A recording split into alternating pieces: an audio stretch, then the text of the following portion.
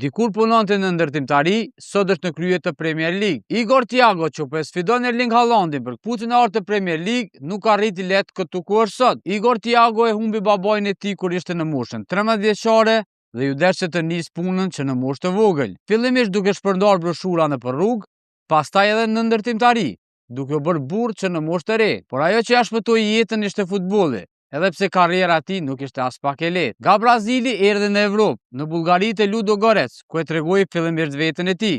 Pastaj ishte klubi i madh belg, Klub Brugge e bleu, ndërsa në 55 ndeshje ai shënoi 29 gola, duke i hapur dyert e futbollit kulmor. Brentford e theu rekordin e transferimeve, duke blerë brazilianin për 33 milion euro. Edhe këtu sikur më parë, nuk i shkoi gjithçka mirë.